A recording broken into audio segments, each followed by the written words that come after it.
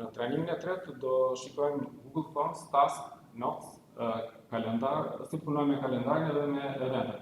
Tani, kjo Google Forms është ndoshta më e rëndësishme, edhe Google Forms janë mjaft fleksibël dhe mund të përdoren për në situata të ndryshme. Për shembull, 3 situata që i kam listuar në aty. Hajde. Mirë. Jo, këtu kemi një trajnim tani. Po ku mund të gjej? Nuk e di. Pyet një lart në katën e tretë tek ajo Hortenca. Tre nga rastet më të përdorshme të përdorimit për Google Forms janë si të bëjmë një sondazh, si të bëjmë një formular regjistrimi edhe si të bëjmë një test quiz.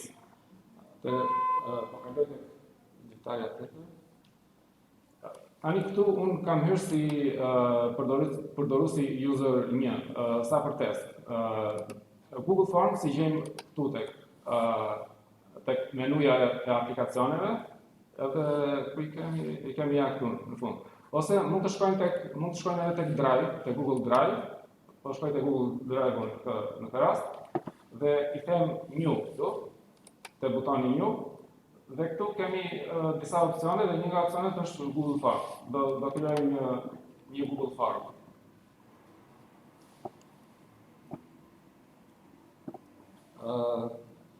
Unë i kam të ndaluar që shkronjat. Po janë shumë, kështu që i zgjolla pak se më si dukej. Tani, titulli i Google Form. E para do ishte një pyetësor, kështu që po ja vë titullin pyetësor për ose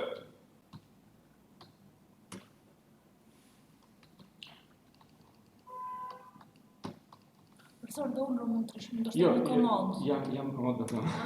E kanë rregulluar vetë këtu që Në kartë pyetësor. Mirë shumë. Mirë. Tani, nëse klikoj këtu, më merr automatikisht titullin e kësaj, që unë edhe mund ta ndryshoj. Ky është emri i skedarit të Google Form, që do dalë tek Google Drive. Ky është titulli i pyetësorit. Tani mund të bëj edhe një përshkrim këtu. Për çfarë është ky pyetësor? Për shembull, po them unë çfarë temash ju interesojnë për trajnim.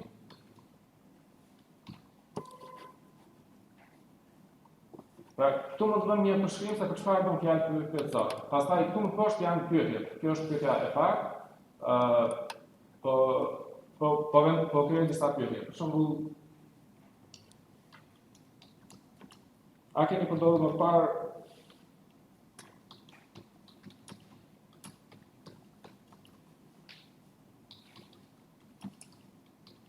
Google Forms?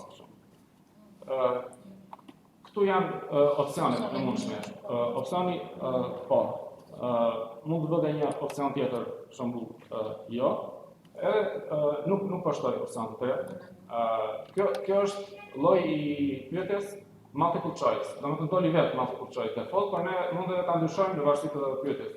Mund të jetë me checkboxe, mund të jetë me një përgjigje të shkurtër, për shembull deri në 30-40 karaktere, ose mund të jetë një paragraf, mund të jetë një listë me opsione që mund të zgjidhen, e kështu me radhë. Janë këtu disa opsione. Ose nëse pyesim për një datë, mund të vendosim opsionin datë ose po. Tani, po shtoj një pyetje tjetër. Pyetja tjetër është këtu tek plusi, add question. Tani, po bëj një pyetje me checkboxe. Po them për shembull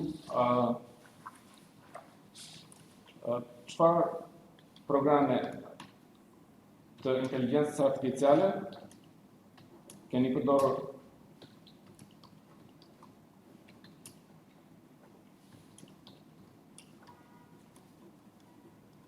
opsioni i parë, për shembull, Gemini.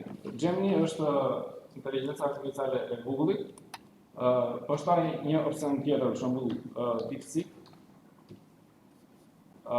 Po shtoj edhe një opsion të tretë, ChatGPT. Dhe Këtu tani është edhe kjo mundësia add other. Kjo other lejon mundësinë që të shtojmë një ose disa përgjigje të tjera që nuk janë në listën në sipër. Do t'i shikojmë, do ta testojmë këtë formë. Tani pse e bëra me checkbox këtë, sepse mund të janë disa përgjigje të mundshme. Mund të përdorur edhe këtë edhe këtë. Pra mund të përdorur 2-3 përgjigje. Tani le të shtojmë edhe një pyetje tjetër. Këtë po e bëj për shembull paragraf. Lloj paragraf.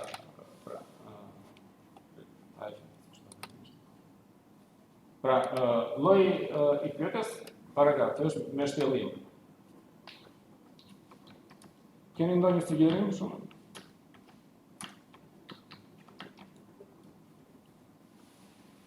Dhe sugjerimi është me të shkruar, me të shtjelluar.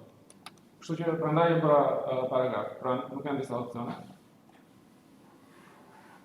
Tani, nëse këtë pyetjen e parë do ta vendos të pyetën, mund ta kap këtu te këto pikat, kur bëhet mouse-i në atë formën me 4 shigjeta dhe e lëviz më poshtë. Pra, mund të lëviz lart edhe poshtë për të ndryshuar radhën këtyre pyetjeve. Tani këto ndryshimet që bëjmë ruhen automatikisht, nuk ka nevojë të shtyp një buton save, se kështu funksionojnë këto Google Docs. Që çdo gjë që bën ti ruhet në moment. Vetëm se unë do ta shikoj se si duket kjo formë dhe ky butoni këtu preview më jep mundësinë që të shikoj se si duket forma. Pyetësor, çfarë temash ju interesojnë tani? Pra, do duket në këtë mënyrë.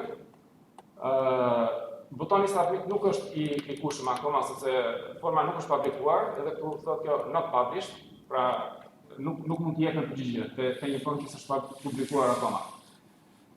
Çfarë mund të bëj tjetër? Po shkoj prapë tek editimi i formës, aty ku po e ndërtoj formën dhe mund të shkoj tek paraqitja, tek pamja e formës, customize theme. Këtu ka fonte të ndryshme që unë në përgjithësi nuk para ndryshoj, mund të ndryshoj për shembull kjo ngjyra. Thjesht do të them këtë ngjyrën që është këtu, edhe ngjyrën e backgroundit. Për shembull, po ta ndryshoj ngjyrën e backgroundit po e bëj të tillë. Mund të vendos një imazh këtu në mënyrë opsionale këtu sipër, tek kjo choose tek header, choose image. Janë disa imazhe të gatshme, për shembull po zgjedh këtë. Po. Më del ai imazhi aty sipër, por ekziston edhe mundësia që të ngarkoj një imazh nga kompjuteri. Këtu mund t'i them upload edhe të ngarkoj një imazh që e kam vetë, që është imazhi im, nuk është imazh i gatshëm që më ofron Google. Nuk e di, a kam ndonjë plus pse nuk kam një imazh, kështu që s'po e bëjmë këtë. Thjesht po zgjedh një nga ato imazhet e gatshme. Shkoj tek kjo preview, i bëj edhe një refresh të shikoj si duket, është okay. Nëse është okay, vazhdojmë duke. Tani po shkoj tek settings, të shikojmë edhe çfarë opsione ka këtu dhe çfarë mund të ndryshojmë në gjë. Responses. Manage how responses are collected and protected. E zgjeroj këtë seksion të pjesë të opsioneve. Collect email addresses. Do not collect. Nëse është një sondazh anonim, s'është nevojë që të jap emër mbi emër ose adresë email, sepse këto janë elemente identifikuese. Pra, ty të vjen një përgjigje, po ti nuk e di se kush e ka dhënë këtë përgjigje. Kjo vlen për sondazhet anonim. Mund të ketë edhe sondazhe që duhet bën edhe emri, që mund të jetë me detyrim emri ose mund të jetë opsional. Nëse duam që të marrim edhe adresën email, atëherë zgjedhim këtë verify, që të japi edhe adresën email gjatë plotësimit të plotësoj.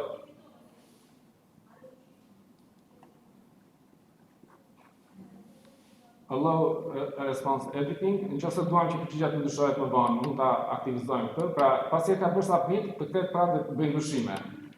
Nuk po aktivizojmë në këtë moment, send responders a copy of their response. Në momentin që ai bën submit, mund t'i dërgojë edhe një kopje të formularit që ka bërë submit me email. Kjo Google Forms. Në këtë moment është off, po e lëm off. Ose po e bëjmë when requested. Sa për test. Limit to one response. Kjo kërkon që personi të identifikohet, të ndryshme nuk ka se si ta limitoj vetëm të një përgjigje nëse nuk është i identifikuar. Por meqense ne kemi kërkojmë identifikim me anë të emailit, atëherë po mund ta checkoj edhe këtë që çdo person t'i japi vetëm një përgjigje, jo ta plotësoj formularin disa herë. Pra, këto janë ato settings kryesore. Ta provoj edhe një si duket tani. Tani, meqense unë zgjodha atë verified, këtë opsionin collect email address të verified, kjo Google Forms ka shtuar automatikisht të fushën email, që është e detyrueshme. Këto fushat me yll janë të detyrueshme. Edhe meqense unë jam loguar si user one, atëherë ajo më ofron që të përdor këtë user one si email. Nëse nuk do isha i loguar në Google, do më kërkonte që të bëja login para se të plotësoja këtë formular. Tani, po shkoj tek responses, te përgjigjet.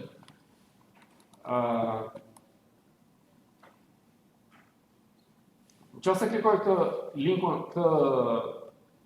link to sheets, atëherë të gjitha përgjigjet që vinë me anë të këtij formulari dërgohen në një spreadsheet.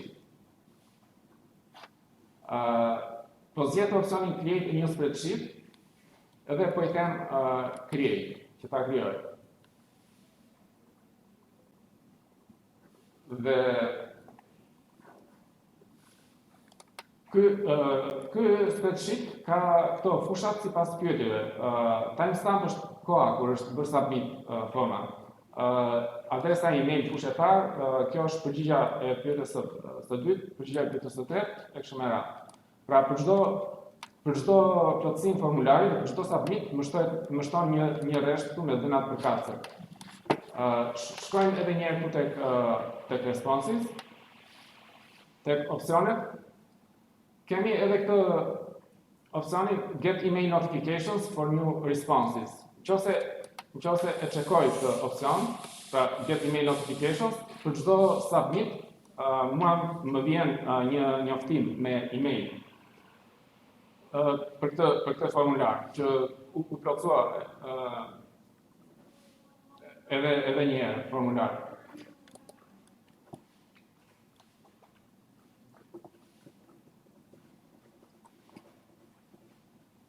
Tani, deri në këtë moment, thjesht e kam dëtuar formularin, nuk e kam publikuar akoma. Klikoj tek publish që ta publikoj. Dhe këtu kemi disa opsione. Kush mund ta plotësoj këtë formular? Vetë ju është e zgjedhur kjo anyone in Universiteti i Vlorës. Pra, kushdo që ka adresë të Universitetit të Vlorës mund ta plotësoj këtë formular. Por nëse klikoj këtu tek manage, mund ta modifikoj këtë opsion. Për shembull, responder view zgjedh këtu anyone with the link. Atëherë nëse zgjedh të opsionin anyone with the link, nuk ka rëndësi ka adresë të universitetit ose jo, mund ta plotësoj. Pra edhe ata që janë jashtë universitetit me adresa të jashtme, mund ta plotësojnë këtë formular. Për një sondazh kjo është më praktike, më e përshtatshme. Them done, anyone with the link, publish. Tani këtu më jep këtë linkun e formularit. Mund të klikoj edhe shorten URL, që të krijoj një URL më të shkurtër, i them copy dhe po e provoj një herë në një tab, në një ditare incognito. Incognito nuk është i loguar, atëherë po e bëj control V, që të bëj paste. Kjo është adresa e formularit. Vetëm se meqense është ditare incognito, nuk jam i loguar këtu. Dhe më kërkon që të bëj sign in për të vazhduar, sepse ne i tham që do të mbledhi adresa email Dhe që të mbledh adresën email, duhet jetë e verifikuar, i tam edhe verified. Duhet që të bëj sign-in. Për një sondazh që nuk është shumë e përshtatshme, kështu që po shkoj edhe një herë tek editimi i formës, po shkoj tek settings dhe tu tek collect email addresses po e bëj këtë responder input. Responder input do të thënë ai mund të japi një adresë çfarëdo, që mund të jetë saktë ose të saktë, s'ka rëndësi. E provoj edhe një herë me incognito, ta shikojmë çfarë do ndodh.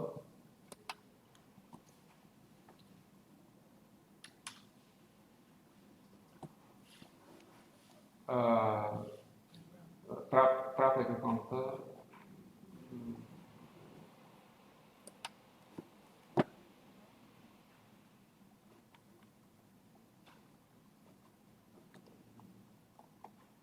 Ndoshta çfarë kemi këtu? Po e aktivizoj një herë, po e aktivizoj prapë, ta provojmë një. Copy responder URL, po e kopjoj, pra te kjo këtu mund ta kopjojmë adresën e formularit, ku ndodhet formulari që mund të përgjigjeni. Mund të japni përgjigje. Provoj një. Prapë kërkon sign-in. Atëherë po heq atë collect email addresses, po heq atë që të mbledh adresa email. Këtu tek collect email addresses, do not collect. No?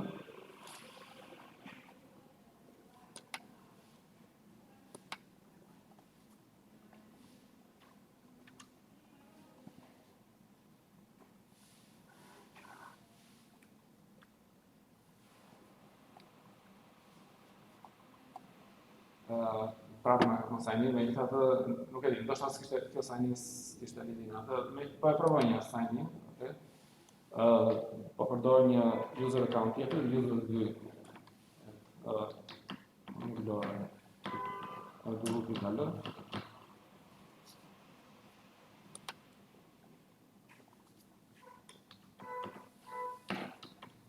Passwordi.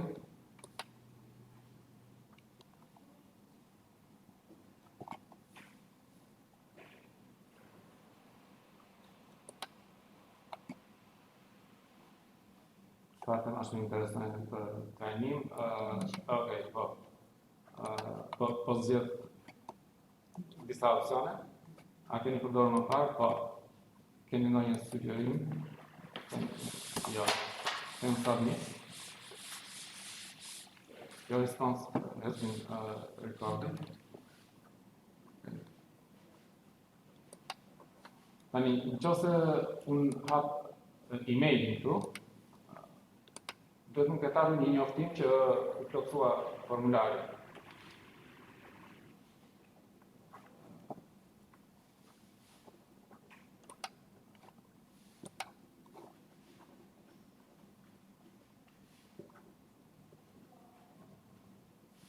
Ja tani me your form, plotësor as new responses, pra nëse unë zgjodha që më njofton me email, më dërgoj një notification, një njoftim që u plotësua formulari, klikova tek ajo linku aty dhe më jep këtë përgjigje që janë lidhur. Po, ato përgjigje që janë plotësuar. Ndërkohë, po të shkoj edhe tek kjo sheet, si e ka kjo, tek Excel i Google-it, më shtuar edhe ky rresht me përgjigjet e formularit. Pra për çdo plotësim të formularit më shtohet një rresht në këtë tabelë. Po e mbyll këtë.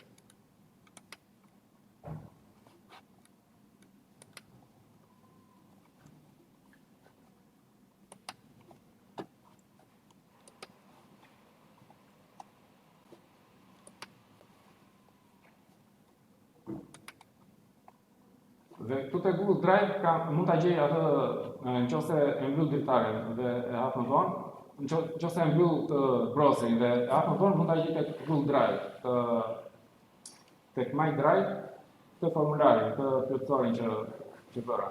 Këtu është gjithashtu edhe tabela me përgjigjet.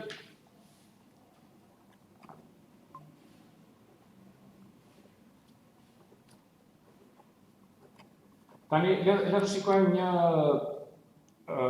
formular regjistrimi. Atëherë bëj new Google Form.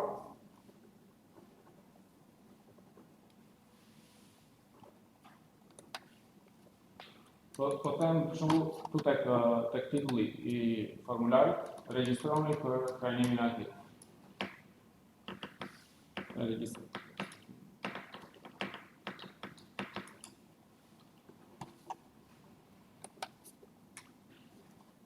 Klikoj këtë lap që të marrë emri skedaj një lloj si titulli, e merr automatikisht.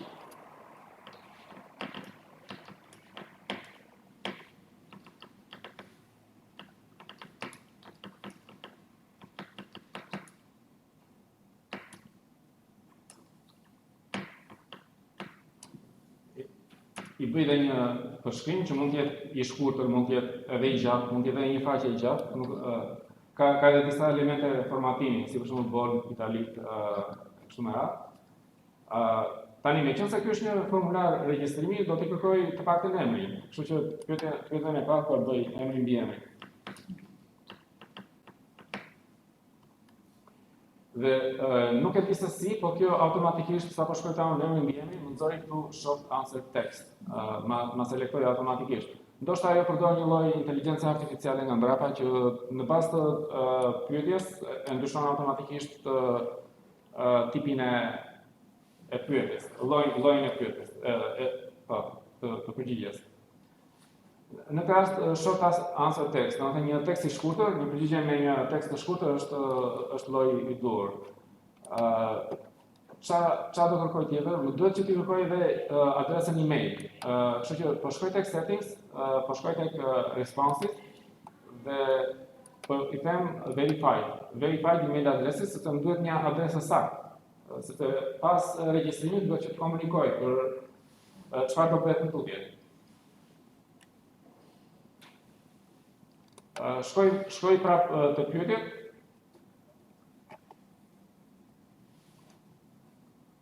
Po shtoj një pyetje tjetër, për shembull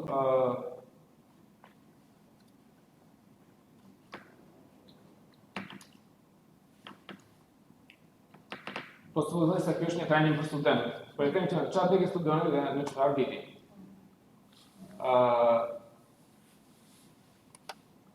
Po e bëj short answer edhe këtë, short answer text. Ndërkohë, disa pyetje mund t'i bëj të detyrueshme. Nëse selektoj këtë pyetjen, aktivizoj këtë required dhe ajo pyetje më del me pikë, me pikë të kuqe, që do të thotë që është e detyrueshme. S'mund ta bësh submit formularin pa e plotësuar këtë fushë.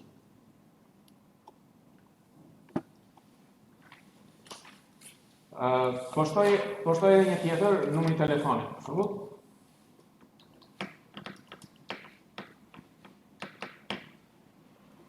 Por meqense kam adresën email dhe komunikimin kryesisht do ta bëj me email, këtë nuk po e bëj të detyrueshme. Thjesht po e lë me dëshirë opsionale. Shkoj tek responses, link to sheet, create a new spreadsheet. I them create to lart.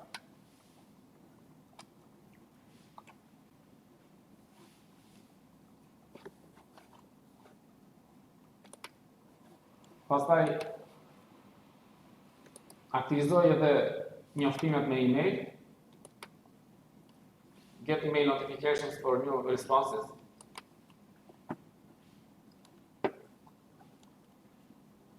Mund të shkoj tek customize theme të bëj në një ndryshim, megjithëse kjo nuk është e domosdoshme.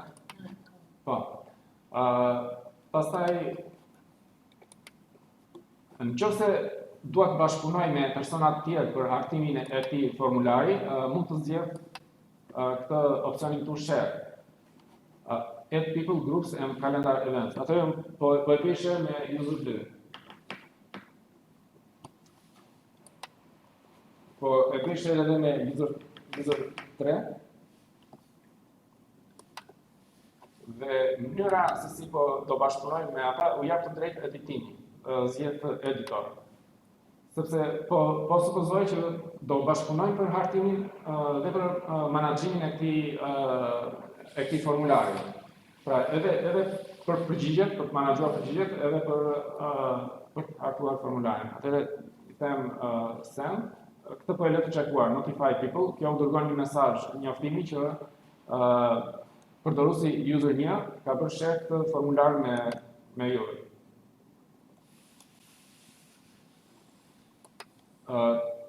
Le ta provoj një të hyj si user 2 dhe të shikoj çfarë më ka ardhur. Këtu tek profilet, po zgjedh user 2.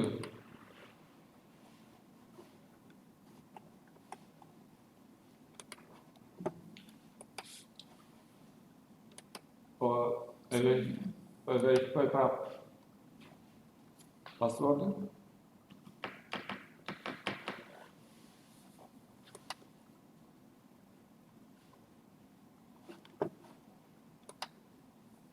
Mund të shkoj tek emaili, të shikoj a më ka ardhur njoftim. Dhe këtu më ka dërguar këtë njoftimin user 1.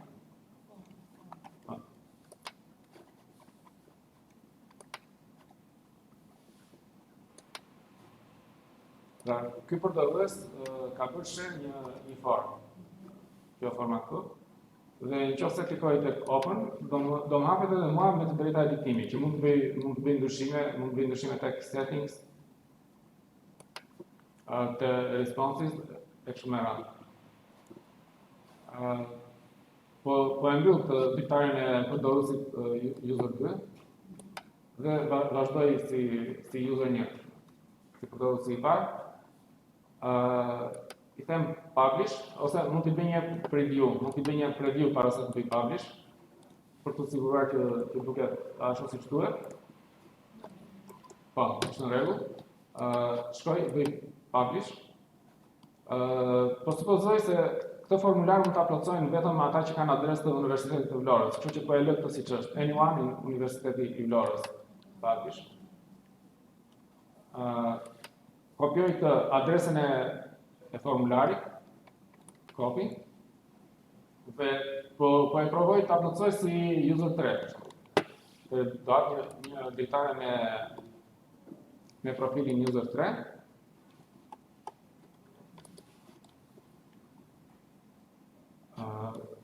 Po verifikoj.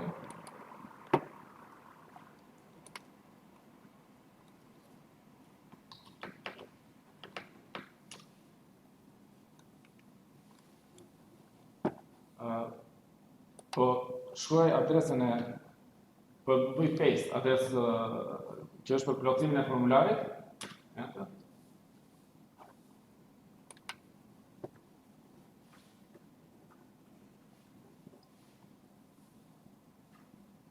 Tani, meqense i kam thënë që duhet të mbledh adresa email dhe do të jenë të verifikuara, kjo ma jep këtë opsionin këtu, i them që përdor këtë adresë. Nëse nuk dua të përdor këtë adresë, po dua të përdor një adresë tjetër, i them switch account. Por që kjo adresë është okay. Emri mbiemri.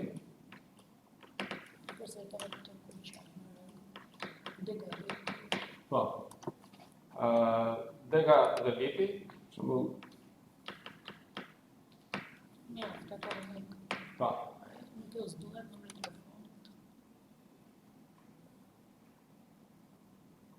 Po. Numri telefonit është opcional, kështu që po e bëj submit.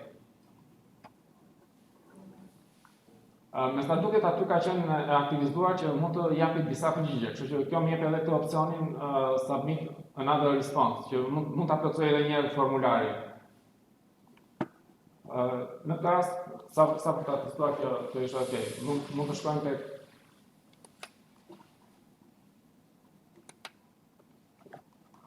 te tabela e përgjigjeve, këtu më dalin ato përgjigjet e plotësuara nga në formular. Edhe data kur është plotësuar formulari. Tani të shikojmë se si mund të bëjmë një quiz me Google Forms. Po mbyll këto. Krijoj një formular të ri, një Google Forms. Ku e krijova edhe një herë atë Tek My Drive, te butoni New, zgjedh Google Forms. Pra mund të krijosh një direktori të re kur klikon butonin New. Mund të ngarkosh një skedar, mund të ngarkosh një direktori nga kompjuteri lokal në Google Drive. Ose mund të krijosh një dokument të ri, një tabelë të re ose të tjera. Një opsion është që të krijosh një Google Forms. Ka dhe disa opsione të tjera, por këto janë më pak të përdorshme. Pra këtu ka edhe disa opsione të tjera. Po vendos titullin, për shembull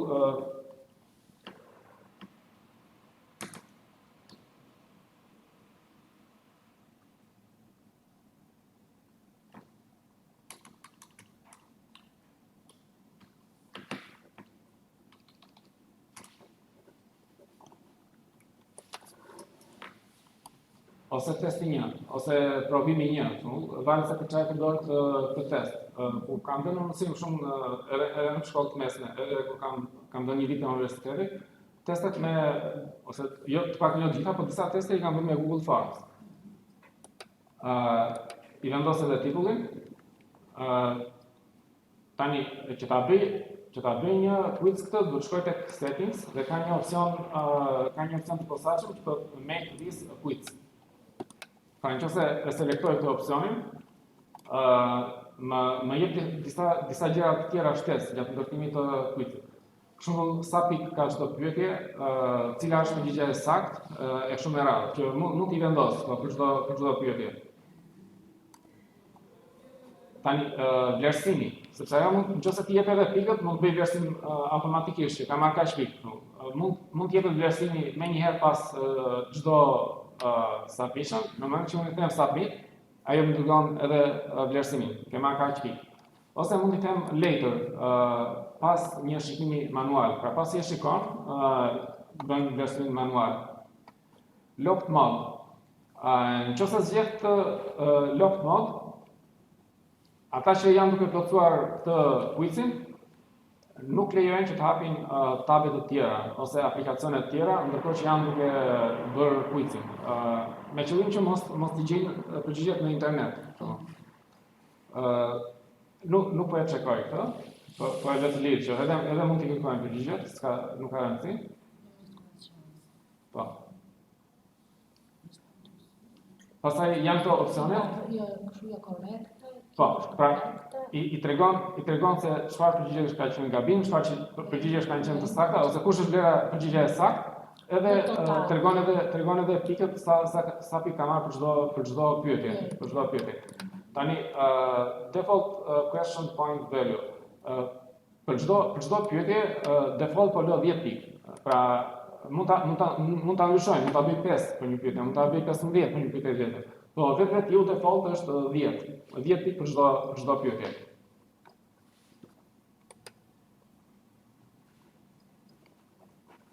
Tutte përgjigjet po e lë këtë verified email, sepse duhet që të jetë e verifikuar, limit to one response, pra bëj vetëm një përgjigje, jo ta plotësoj quizin 2-3 herë. Allow response editing, jo, që mos ta ndryshoj atë përgjigjen që ka dhënë më parë. Edhe këto janë ato kryesore. Tani nëse shkoj këtu tek pyetjet, po bëj një pyetje të thjeshtë për shembull.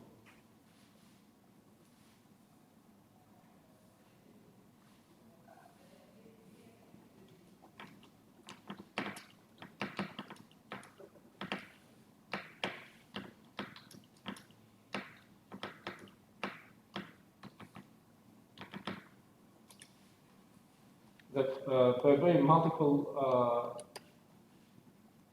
multiple choice.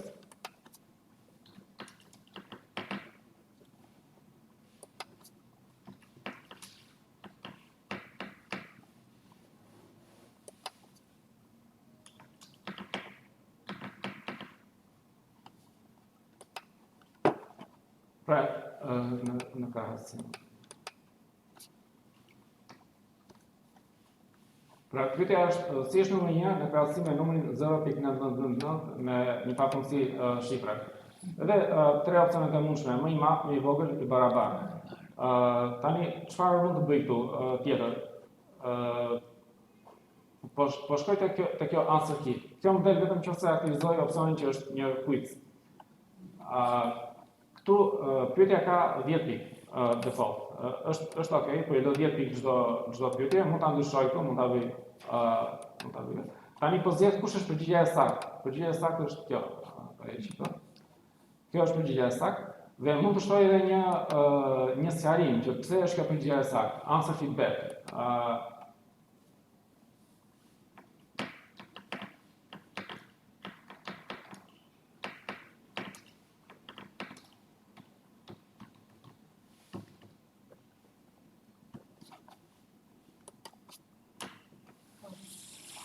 Pra, mund t'jap edhe një sqarim, sepse pse është kjo përgjigjja e saktë dhe nuk është një tjetër. Dan, kjo ishte answer key. Pra, jep përgjigjen e saktë, sa pikë ka kjo pyetje dhe një sqarim se pse është kjo përgjigjja e saktë. Po shkoj një pyetje tjetër.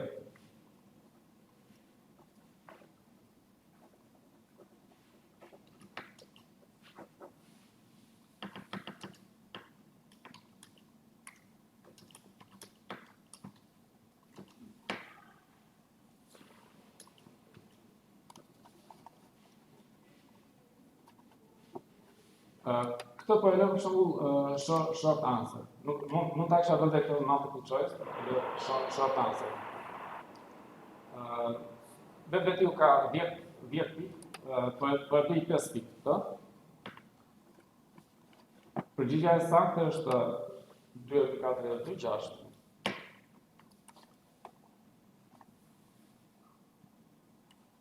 Çdo përgjigje tjetër është e pasaktë. Pra nëse shkruan 8, nëse shkruan 10, çdo përgjigje tjetër është e pasaktë. Add answer feedback dhe në fillim shfrytëzimi.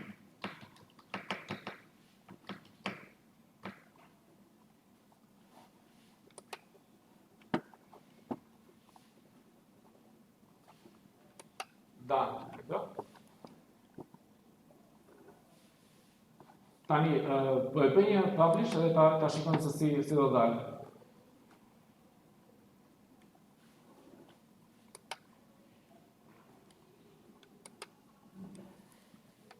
E kopjoj adresën e formularit dhe po e hap si user 3.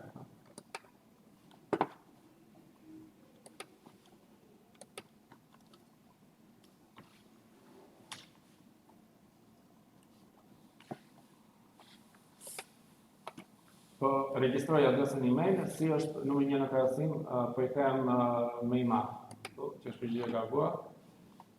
Sabin 2, po i them 6.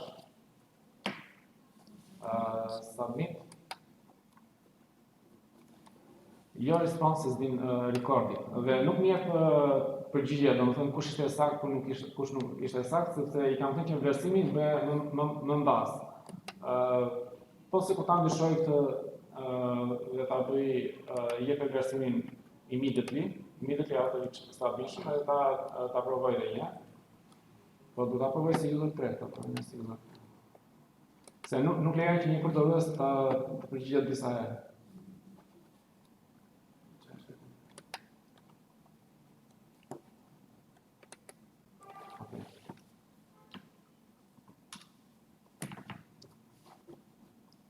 Rekord të 2, si është i barabartë, sabin me biga të ta shikojnë e të Your response has been recorded, view accuracy. Kjo view accuracy tani më më tregon se çfarë përgjigjesh kanë bërë saktë dhe çfarë përgjigjesh kanë bërë. Pra ajo është më mirë për të zgjedhur. Ky opsioni që ta japi në moment, i barabartë, kjo është në rregull. Kjo është gabim. Correct answer 6. Feedback bëhet në fillim shfrytëzimi. Pra është shumë e mirë për kuice, për mendimin tim. Se edhe e kam provuar. Atëherë, kalojmë te një temë tjetër që do shikojmë sot në trajnim, që është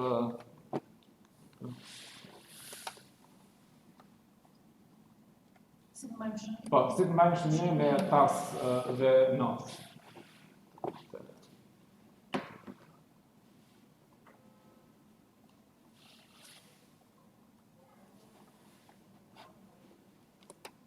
Tek Google Apps, te menuja e aplikacioneve të Google, kemi një aplikacion të posaçëm për tasks. Që nga çik nga fundi këtu, është këtu në fund.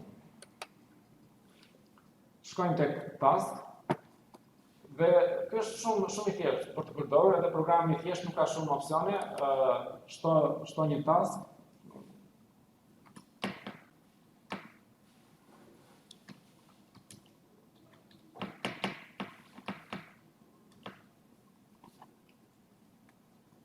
Shto një task tjetër.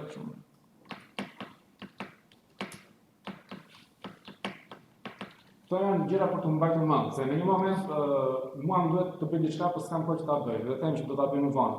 Po nëse nuk e shnoj diku, do ta harroj. Dhe mund ta shnoj në një copë letër, mund ta shnoj këtu tek. Do bëhet letra. Bëhet letra, ose edhe po të kesh blok prap bëhet rëmuj, pastaj kur e ke mbaruar në tashish. Këtu është më mirë, dhe gjëja më praktike është që mund të hapet edhe nga telefoni. Domethënë mund të shnoj këtu, mund të shikoj edhe në telefon, ose shtoj një task në telefon, mund ta shikoj edhe këtu. Dhe është më kollaj, sidomos me telefonin, që ta hapësh, ta shnosh telefon, sesa ta shnosh në një copë letër. Po shtoj 2-3 task për shembull,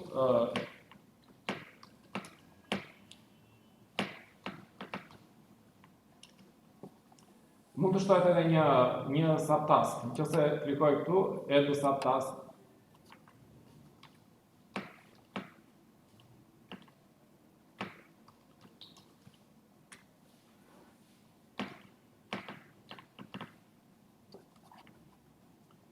Shtoj edhe një subtask tjetër.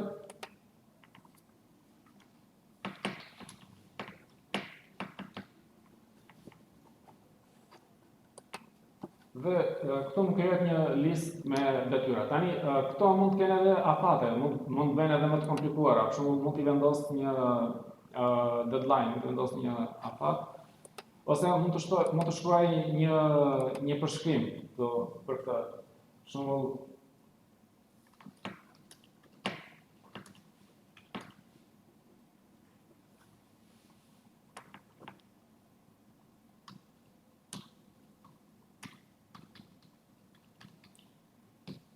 Qa problemi ka kompjuteri një, nuk lidhet me projektorin, për shembull, po i vendos në një afat të marrë, për shembull, ose mund ta klikoj këtu tek kalendari dhe të vendos, po vendos të marrë.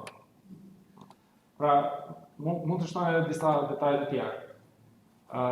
Kjo my task mund ta ndryshoj edhe një sajt, ku ja ndryshoj edhe një sajt. Këtu tek kjo menuja këtu. Rename list, pra një listë me detyra.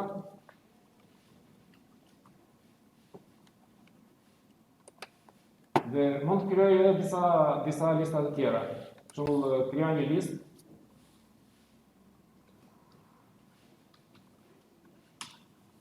Një listë me detyra për rrjetin. Krijoj një listë tjetër. Një listë me detyra për serverin.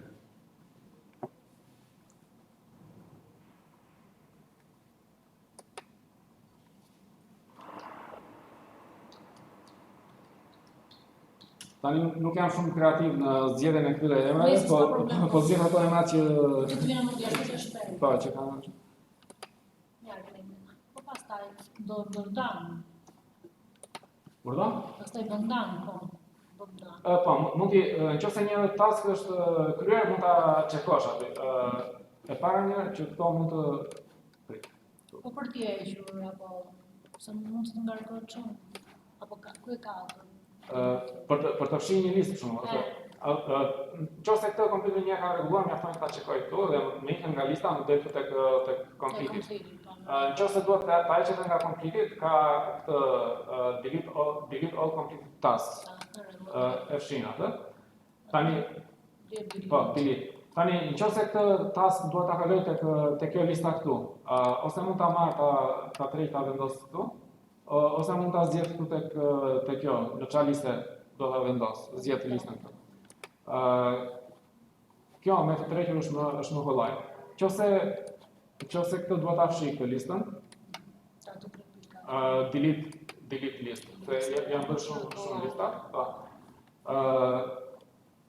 Edhe këtu nëse e selektoj, del tek complete. Nëse selektoj. Po vendos në një folder apo nuk ka? Nuk ka si opsion. Jo, kjo nuk ka opsion folderin, ka lista. Dhe mund të vendosen mund të krijojnë edhe nën task. Domethënë kjo rregullor rrjetin ka disa nën task. Nëse unë selektoj këtë që është kryer, edhe gjitha nën tasket automatikisht selektohen si të kryera. Po. Pra, nuk e ka konceptin folder, por ka konceptin list, edhe task nën task, që mund t'i organizosh në pak një formë e vogël hierarkie, domethënë. Tani këtë listë mund ta shikoj edhe nga celulari. Këtu jam user 3. Mirë, po në telefon pse nuk më shkarkohet ky email-i i Florës? Ja, po. Ta mbaroj një këtë dhe pastaj shikojmë në fund. Shikojmë pastaj. Atëre prit. Paska i.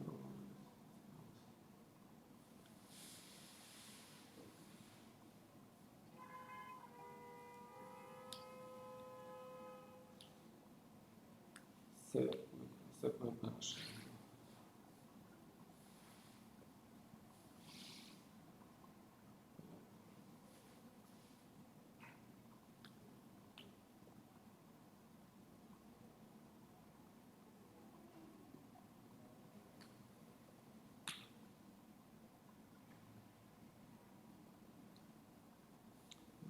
Se përpësh, e të provë edhe një. Confirm shutdown. Other second. Këtë mesazh e nxjerr ekrani, ky ekran.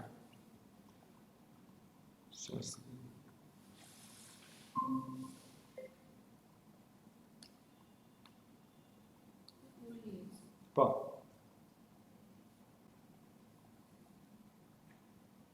Tani këtu është celulari im, për shembull, ku kam unë nuk e klikoj me këtë këtu.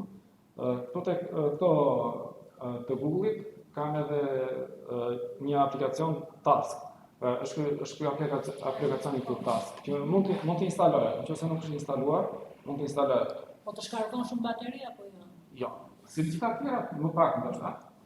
Dhe të sigurojmë që jam si user 3 këtu, faktikisht tu kam si user 1, po I them add another account, continue,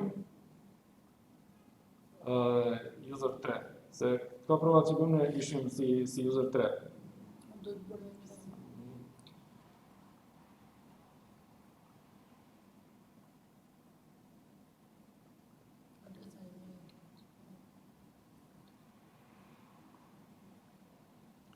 Unisora,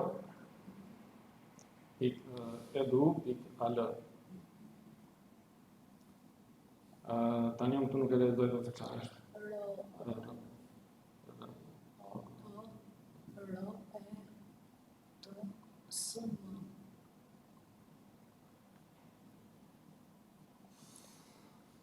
Kjo është më të më komplikuar. D, Y, S, E, R, po kjo çfarë? T, nuk e thon? T, O, R. Apo jo, BR, është BR. Po ka të vizën kështu. Apo provoj një. Nuk e di.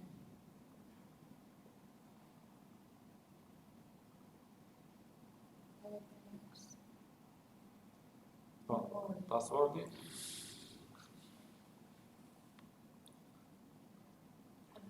Kujtohet në njerë që të bëj këtë lloj gjëra, këtë lloj kontrole, se nuk i nxjerr gjithmonë.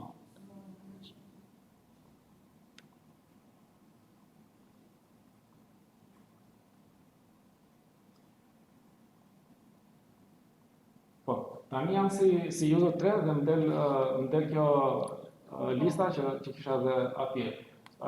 Tani këtu është lista tjetër, network, këtu është lista tjetër, serveri. Nëse do të krijoj një listë re, mund ta klikoj këtu. Po shkoj tek lista e parë to do, po e selektoj këtë që u krye, po i them krijon një task të ri, për shembull.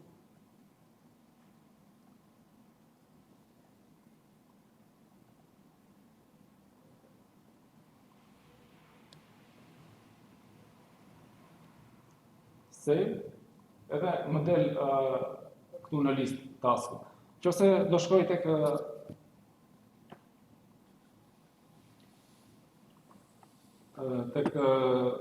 kompjuteri, kjo task që shtova atje. Pra, këtë ka që nuk është shumë e komplikuar, është e thjeshtë, nuk ka shumë opsione që e komplikojnë, dhe mund të hapet edhe nga kompjuteri edhe nga telefoni. Po, tani shkojmë te Note, ka një aplikacion të veçantë edhe kjo, po që nuk quhet Note, quhet Keep. Faktikisht janë shënime, si shënime. Sepse faktikisht kjo ka notes, ka reminders edhe të gjëra tjera. Take a note, për shembull,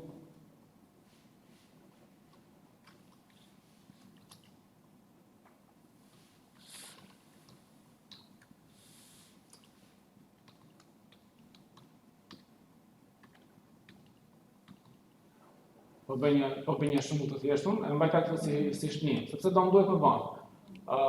Po mbaj një shënim tjetër, për shembull.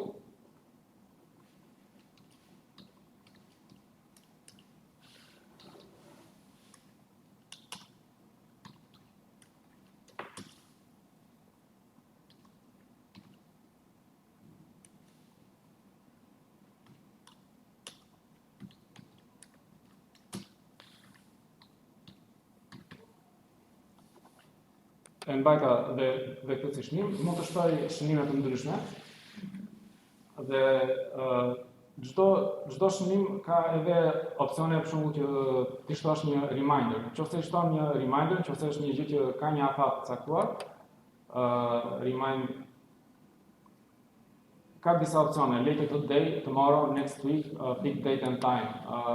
Për shembull, këto s'kan reminder, po mbaj një shënim, për shembull,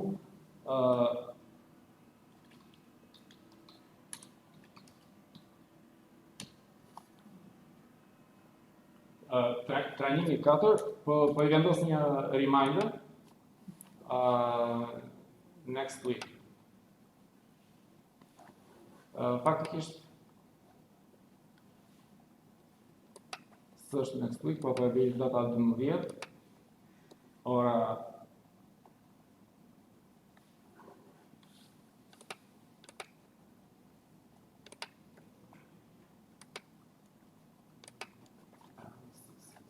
se di sepse se ndryshohet tonë, në gjithë edhe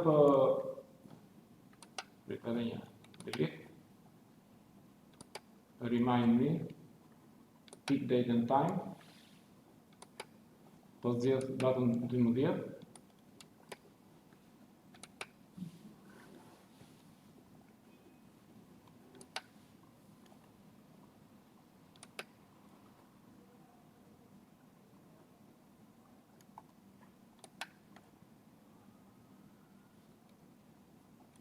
ndoshta më pengon ekrani që ta zgjedh tamam, edhe e lë ora 8. Në save. Tani, në moment që shtoj këtë nëse shtoj edhe reminder, më del edhe te task. Kjo automatikisht më krijon edhe si task. Pra, nëse vendos një reminder te një note, te një shënim, ky shënim më del edhe te task. Tani, një gjë që kanë të veçantë këto shënimet nga task, është që mund të bëhen share edhe me persona të tjerë. Për të bashkëpunuar. Pra, një njëjti shënim mund ta ndash me disa persona. Për shembull, po shtoj edhe user name këtu. E selektoj. Enter. Po shtoj edhe ju në dy.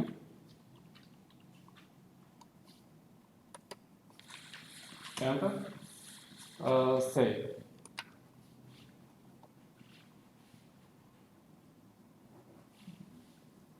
Nëse dua ta ndryshoj pak pamjen, mund të zgjedh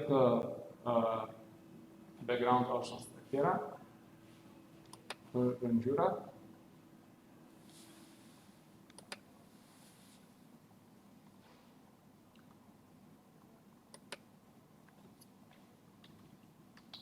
Po i shtoj një etiket, label, training, po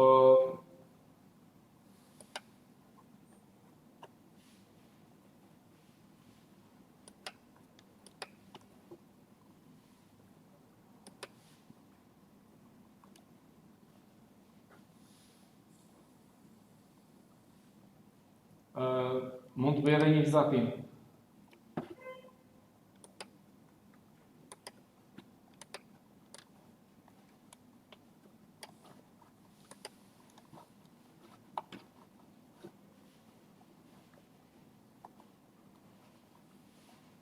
Në që bëra për vizatimin ku i bëj save, apo ku më del, apo shkoj thjesht mbrapsht. Okej, shkova mbrapsht edhe i them close. Edhe më del edhe vizatimi këtu, për ta diku do të jetë që fshihet në vizatimin. Po, pa shikoj. Ka të tre klikat, mos ka aty. Po. Kjo është për të fshirë gjithë. Po, për të fshirë gjithë. Po për të fshirë ato dërgënqin. Po, ishte diku që e fshinte atë vizatimin, nuk e di pse s'po më del tani. Okej. Nuk do i bëjmë ta, po. S'kemi ka. Jo, ndonjëherë edhe nuk duhet, të mbash një kështu, të bësh një sketch, po. Po, me ty tani po. Me ju. Po. Tani po e provoj edhe në celular këtë, sepse ky aplikacion ekziston, hapet, punon edhe në celular.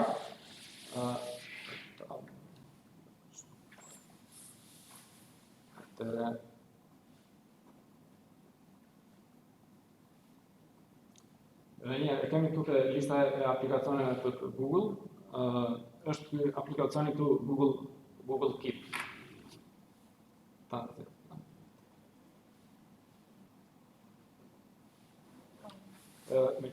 Me qenë se isha si user 3, po këto janë të user 3, po pse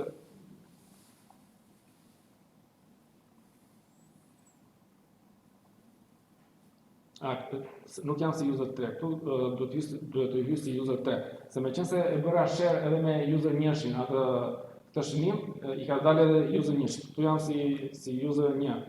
Atëre switch account, po i them switch account këtu, user 3, edhe këtu më dalin të treja ato shënimet që ka user 3-shin. Po që se duhet ta fshim një shënim, si mund ta fshim?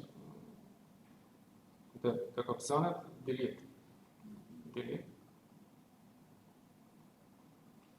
Edhe më ngelen vetëm këto dy shënime.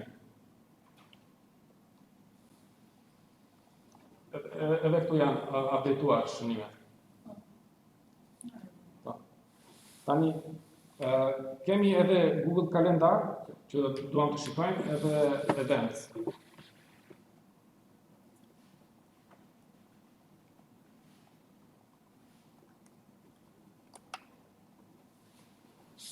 Tu tek menuja e aplikacioneve, kemi aplikacion Kalendar.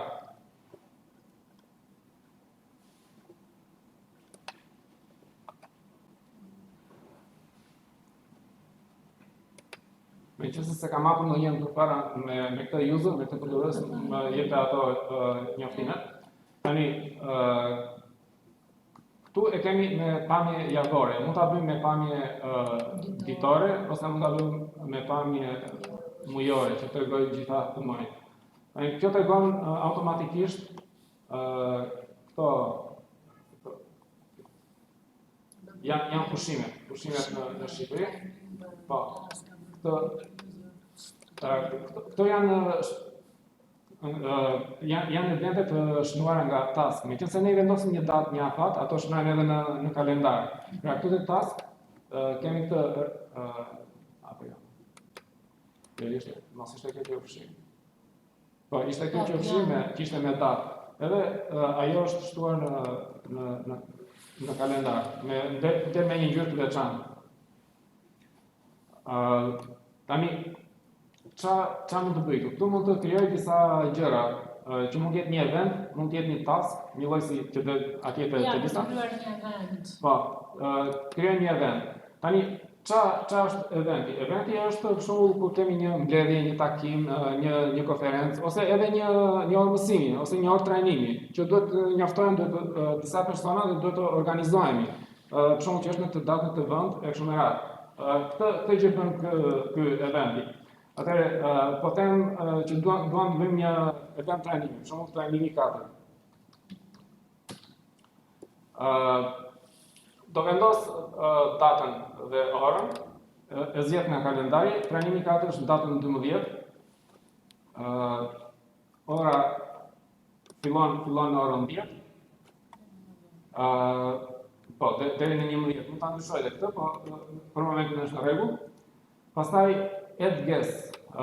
Guest janë personat që do njoftojnë për këtë event dhe që mund të përgjigjen me po, jo, do marr pjesë, ndoshta e kështu me radhë. Dhe nëse një person përgjigjet me po, do marr pjesë, atëherë automatikisht Google e shton në kalendarin e tij këtë event. Dhe kjo ka të mirën që i bën edhe notification, pra e njofton përpara eventit. Dhe do shikojmë që ka edhe notification vonë. Që mund të bëhet një njoftim një orë përpara eventit, një ditë përpara eventit, ose si ta zgjidhim ne. Për shembull, po shtoj user një, për shembull, si guest. Një ditë përpara. Po, mund ta njoftoj disa.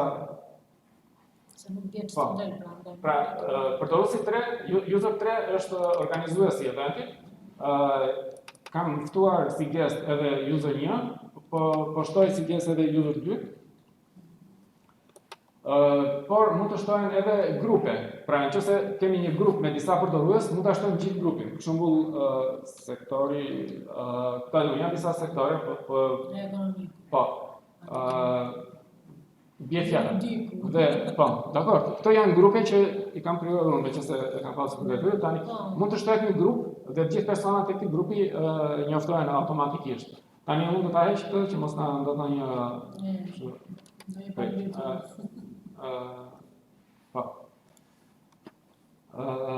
po klikoj këtu tek more options, të shikoj gjëra më shumë opsione. Pra, këta janë guest, këtu mund të bëj një përshkrim. Për çfarë është këtu? Në këtë drejtim mund të shikojmë këto pika. Për shembull, përshkrimi i trajnimit. Po i them save, nuk e di se ku ishte ajo notification. Ja ku është notification, tu më sipër, si kam bërë save akoma. Tani kjo e ka default notification 10 minuta përpara. Unë po e bëj 1 orë përpara, po e bëj njoftim 1 orë përpara. Po shtoj edhe një njoftim tjetër 1 ditë përpara.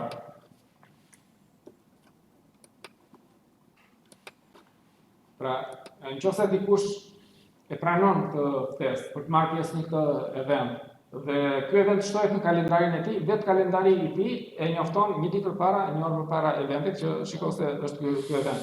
Dhe këto kujtesat janë shumë të mira, shumë të dobishme sepse harrojnë. Unë them sot që kemi trajnim pas 2 javësh. Pas 2 javësh se marrëm njëri, se mbajmë në turn, do mbajmë të tjerë. Kurse nëse e shton në kalendar dhe kur vjen koha e saj kjo të njofton, është një gjë shumë e dobishme.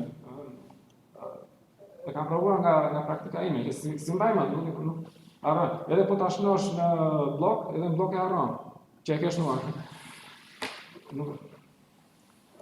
Po i them save. Pastaj jep save. Po. Okay. Dhe në moment që bëra save, bëra shumë shpejtun, miku, kishte edhe një buton që aty njoftoi guest dhe ajo automatikisht i Ja, ka dalë të premte.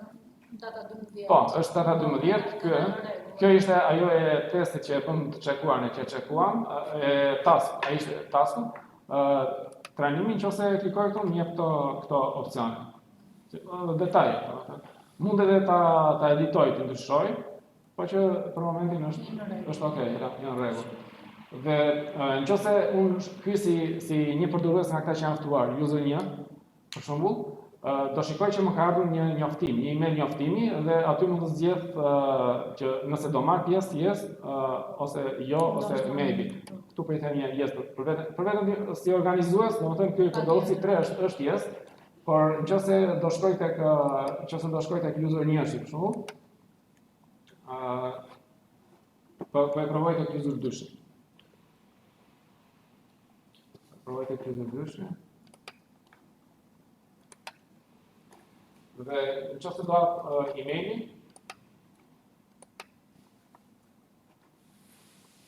më ka ardhur kjo spesa, po, invitation, trajnimi në të orën e të datë, dhe vetë Gmaili e krijon këtë si tip karte. Dhe kam të opsionet yes, maybe, no. Nëse shtyp yes,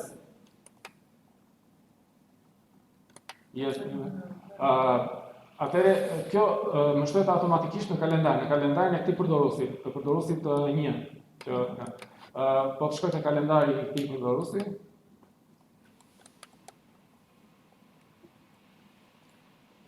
Më shtuar ky si event. Meqense I tash yes atje, në momentin që e pranoj atë ftesën, invitation, Gmaili e shton automatikisht në kalendar. Dhe meqense e shtuar në kalendar, mua do vinë njoftimet, ato kujtesat përpara eventit. Po e mbyllim për sot.